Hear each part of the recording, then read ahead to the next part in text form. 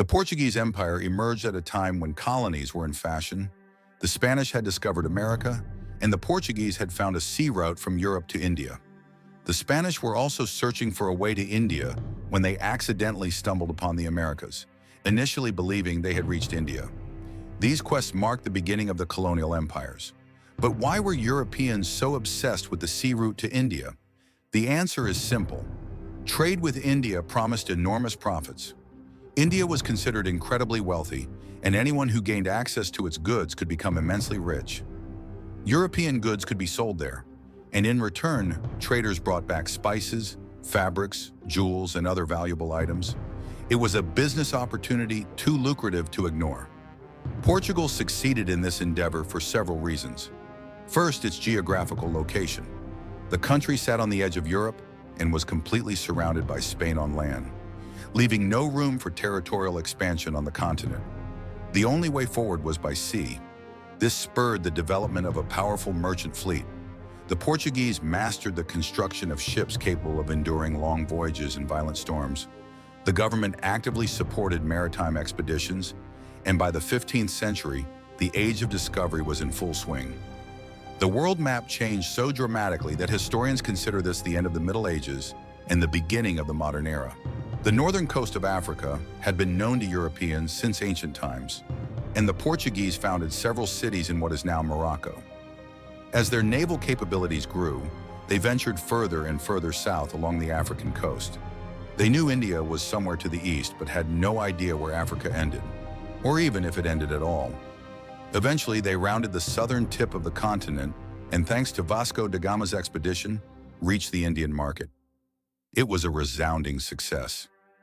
New expeditions quickly followed, revealing that the lands around and beyond India were also rich in resources and largely unexplored.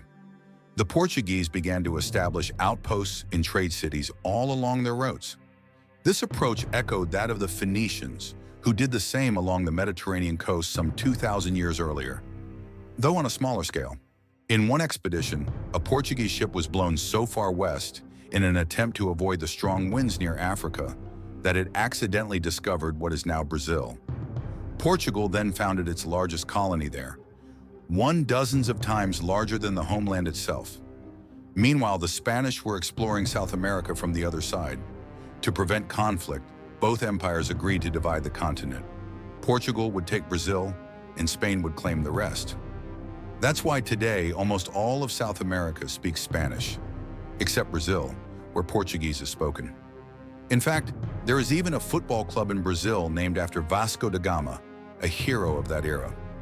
At the height of its colonial empire, Portuguese possessions could be found in Brazil, Iran, Madagascar, Sri Lanka, India, Indonesia, China, and Japan. Most were small coastal enclaves, but some, like Angola and Mozambique, were vast territories. The colonial map of Portugal is truly impressive. In India alone, the Portuguese held numerous cities, including Bombay and Goa. What was the secret to such success?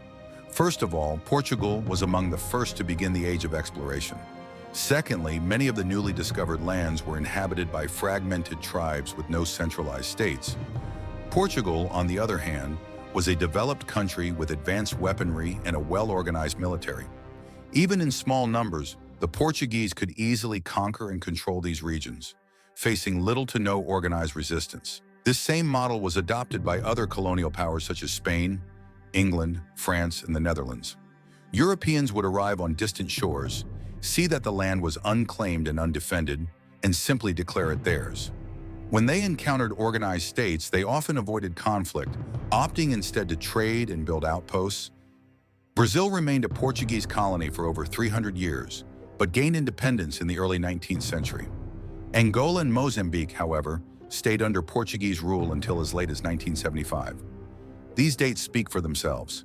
Despite Portugal's modest size, its influence stretched across continents well into the 20th century. Today, little in Portugal hints at its colonial past, except perhaps the Azores, a group of islands in the middle of the Atlantic Ocean that were annexed in the early 15th century and still belong to Portugal. And so ended the story of one of the most far-reaching and influential maritime empires of its time. Portugal, a small country on the edge of Europe, managed to become a global power, with a presence stretching from Latin America to East Asia, all because it dared to search for a route to India.